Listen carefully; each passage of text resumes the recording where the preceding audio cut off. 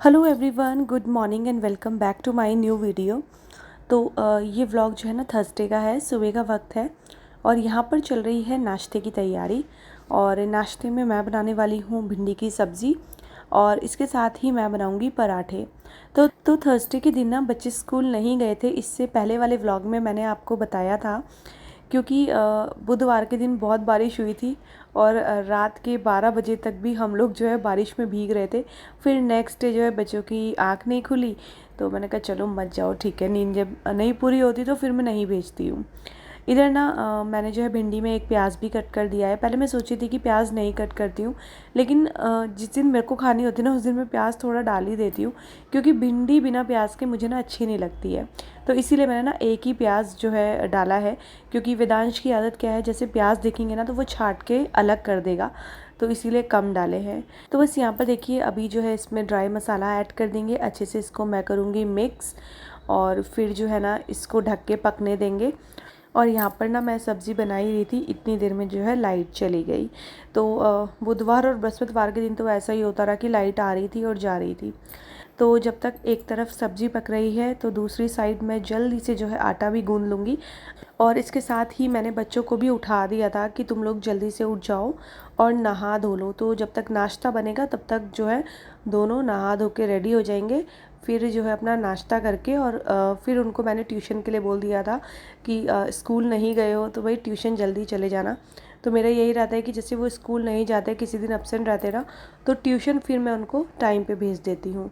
तो यहाँ पर देखिए आटा भी गूंद के बिल्कुल रेडी हो चुका है। अच्छा, आटा गूंदते हुए ना लास्ट में मैं थोड़ा सा ना घी भी लगा देती हूँ आटे में।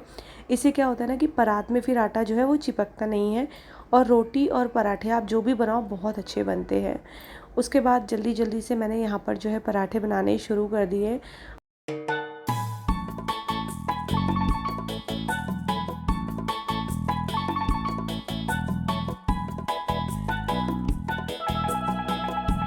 और इस दिन ना मुझे थोड़ा सा खुशी हो रही थी कि चलो फाइनली मेरी हाउस हेल्पर जो है अब काम के लिए आ जाएगी। अच्छा, किसी ने मुझसे पूछा था कि दीदी हाउस हेल्पर आपका कितना चार्ज करती है? तो देखो यहाँ पर ना फिक्स है सोसाइटी में ना, तो सिर्फ झाड़ू पोछा करवाओगे तो 1500 रुपये लेती है।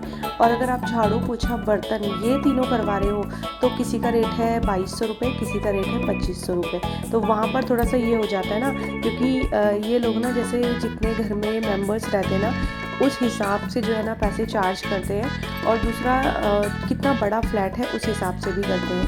तो जैसे हम लोगों का 3 BHK है और उसमें भी मोस्टली तो ऐसा होता है कि जो मंदिर वाला हमारा रूम है वहाँ पर मैं झाड़ू पोछा करती हूँ नहा धो के, तो वो वाला रूम भी जो है हम लोग छुड़वा ही देते हैं। कभी कभी ऐसा होता है कि वो कर देती है। तो यहाँ पर तो 1500 रुपये जो है चार्ज करती है। और किसी ने मुझसे कमेंट में पूछा था, मैंने बताया नहीं था, एक बार पहले भी पूछा था किसी ने। पता है ये चीज़ें बताना थोड़ा सा ठीक नहीं लगता है, बट यही है कि फिर ना बताओ ना तो फिर सब लोग बोलते कि अब इसने बताना नहीं है, ये है वो है। तो इसलिए जो है मैंने यहाँ पर बता दिया है, क्योंकि इनका ना पता क्या होता है, जैसे किसी घर में 1500 में करती है, किसी में 1300 में करेंगी, किसी में, तो वही है, इनका अपना ही हिसाब चलता रहता है। तो जो हमारी सोसाइटी का चार्जेस जो फिक्स है वो तो 1500 ही है, बाकी फिर इनकी अपनी मर्जी भी चलती है थोड़ी बहुत।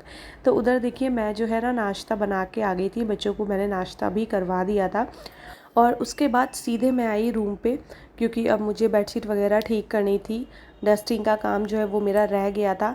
तो नाश्ते का काम पहले मैं निपटा लेती हूँ, क्योंकि बच्चों को ट्यूशन भी जाना था। और अभी जो है दूसरे रूम में यहाँ पर भी ठीक ठाक कर दूँगी, ये बच्चों वाला रूम है। तो वैसे तो ये वाला रूम ना मैं रात को ही ठीक कर लेती हूँ, लेकिन बुधवार के दिन क्या था ना कि जैसे बारिश वाला दिन होता है, ठंडा मौसम होता है ना, तो फिर उस दिन एसी नहीं चलते हमारे यहाँ, तो फिर बच्चे अपने रूम में सोते हैं। लेकिन वैसे क्या होता है, फिर एसी चलता है ना, तो फिर हम लोग एक ही रूम में जो है सोते हैं।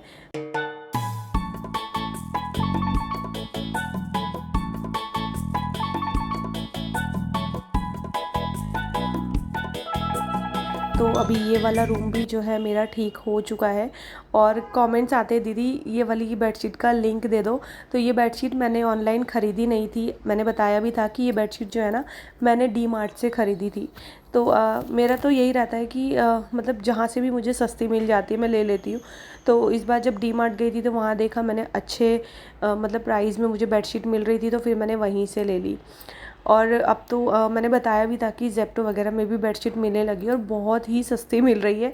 बस मैंने अभी तक ट्राई नहीं की है, बस सोच रही हूँ कि जल्दी से वहाँ से भी मंगवा के एक बेडशीट जो है ना ट्राई करके देखती हूँ।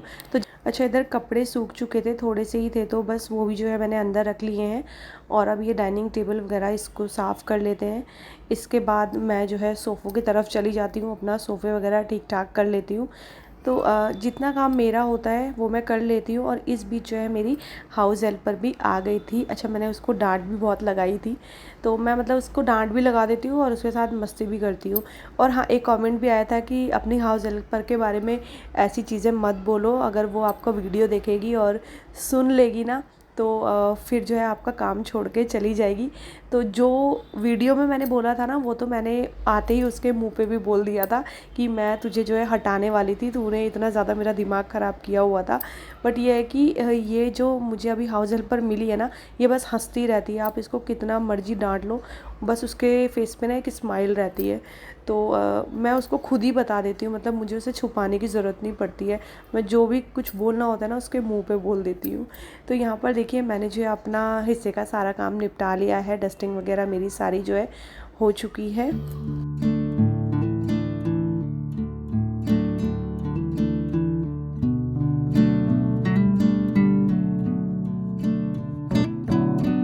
अच्छा, अब मैं आप लोगों से मिल रही हूँ सीधा इवनिंग में। तो शाम के करीब 7 बजे का टाइम था और बस यहाँ पर सबसे पहले तो ये कपड़े फ़ोल्ड करके इनको इनकी जगह पे अरेंज करूँगी और उसके बाद फिर मैं करूँगी डिनर की तैयारी। तो काफ़ी दिन से जो है मेरा मन कर रहा था सेवई खाने का, और वंशिका के पापा ने भी जो है ना लेट आना था इस दिन, और वो बाहर गए थे ना, तो रात को 12 बजे वो घर पहुँचे थे। अच्छा, वो ना बहुत ज़्यादा मीठा ऐसा खाते नहीं हैं, बहुत कभी कभी खाते, तो फिर इस वजह से मैं बनाती भी नहीं हूँ। तो मैंने सोचा आज मौका अच्छा है, बच्चों के पापा ने तो डिनर करना नहीं है, तो जो है अपनी पसंद का कुछ बनाया जाए। अच्छा, हमारे घर में ना वंशिका के पापा और वेदांश दोनों ही ऐसे घर पे बना हुआ मीठा नहीं खाते। बाहर की आइसक्रीम वगैरह तो खूब शौक से खा लेंगे, लेकिन घर पे बनी हुई खीर सिवई ऐसी चीज़ें नहीं खाते। तो फिर मैं ना कम ही बनाती हूँ। आपने कभी देखा होगा शायद मुझे इस तरीके से मीठा बनाते हुए, क्योंकि होता है ना जब जैसे घर में कोई एक बंदा भी ना खाए ना तो फिर मेरा मन नहीं करता है बनाने का। बट अभी बहुत दिनों से क्रेविंग हो रही थी, तो मैंने कहा चलो आज मीठी सिवई बनाते हैं। तो यहाँ पर मैंने जो है अपना अगारो का मल्टी कुक केटल ले लिया है। इसमें ना बहुत जल्दी बन जाता है, सच बता रही हूँ मैं। तो सबसे पहले मैंने इसमें दूध जो है डाल लिया था, उसके बाद 1 कटोरी मैंने इसमें सिवई डाल दी थी। तो ये रोस्टेड वाली जो सिवई होती है ना वो है। और बस एक बार अच्छे से मिक्स किया और 5 मिनट में जो है बहुत अच्छे से ये पक चुका था। अभी मैं इसमें बस चीनी ऐड कर दूँगी और यहाँ पर सिवई बन के हो गई है रेडी। तो मैंने ड्राई फ्रूट नहीं इसमें ऐड किया है, क्योंकि वंशिका ऐसे ड्राई फ्रूट वगैरह नहीं खाती है, उसको सिंपल सिवई अच्छी लगती है। और इस वाली केटल का लिंक जो है ना वो डिस्क्रिप्शन बॉक्स में है, मैं टैग भी कर दूंगी आपको प्रोडक्ट, आप ले लेना। बहुत बढ़िया केटल है सच में, मतलब बहुत सारे कामों को जो है ये कर लेती है। अच्छा, इसके साथ ही ना मैंने कपड़े भी लगाए हुए थे, क्योंकि मैंने सुबह से तो मशीन लगाई नहीं थी, और मशीन लगाने का काम ना मेरा मोस्टली इवनिंग में ही होता है। कभी कभी ऐसा होता है कि मैं सुबह भी लगा देती हूँ। तो जैसे कपड़े सुखाने मुझे इवनिंग में ही होते हैं ना, तो मशीन भी शाम को ही लगती है 4-5 बजे के करीब।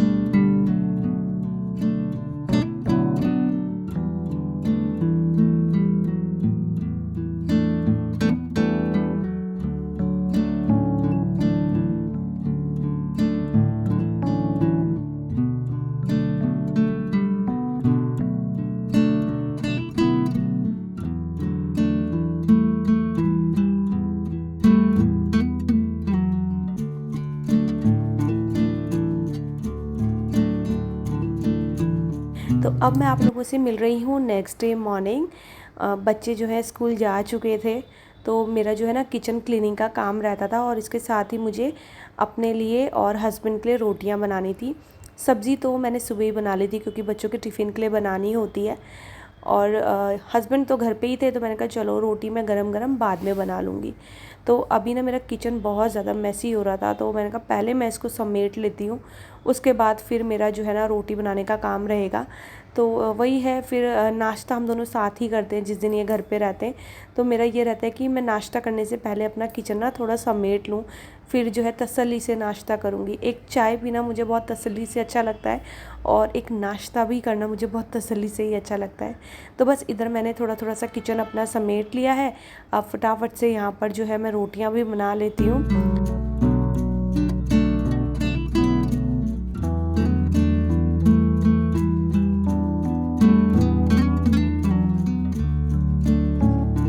और एक तरफ जो है दूध भी बॉईल करने के लिए चढ़ा दिया है।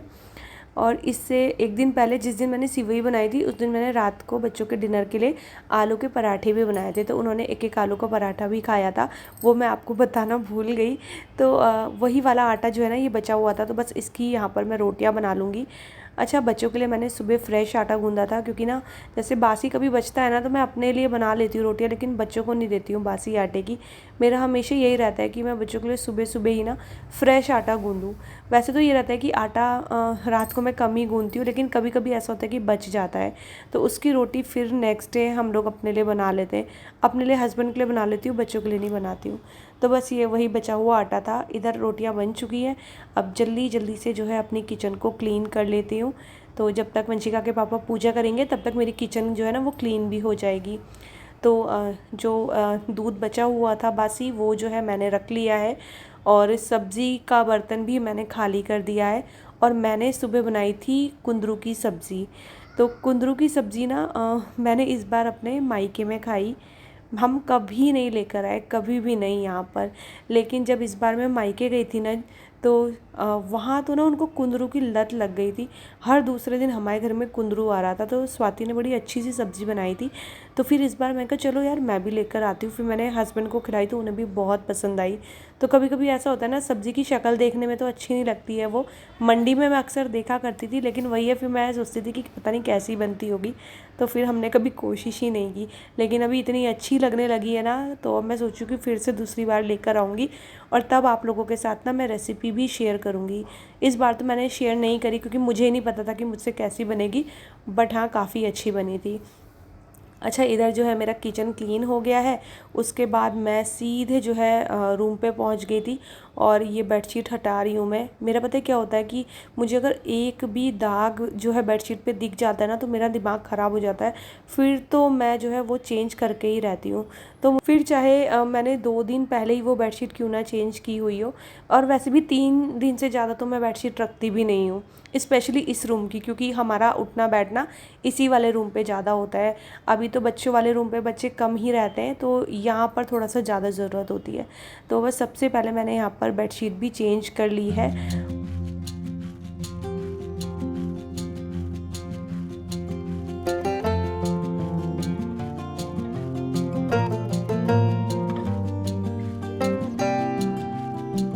और ये रूम सेट करने के बाद चलेंगे किचन में, क्योंकि वहाँ पर अभी मेरे बर्तन रखे हुए हैं। बस बर्तनों को धो लूँगी मैं, और इसके साथ ही जो है इस वाले वीडियो का करूँगी एंड। तो ये था छोटा सा वीडियो, आपको कैसा लगा ज़रूर बताइएगा, और वीडियो पसंद आएगा तो चैनल को सब्सक्राइब कीजिएगा, वीडियोज़ को लाइक और शेयर करना ना भूलिएगा। मैं आपसे मिलती हूँ अपने अगले वीडियो के साथ, तब तक ले bye bye and take care.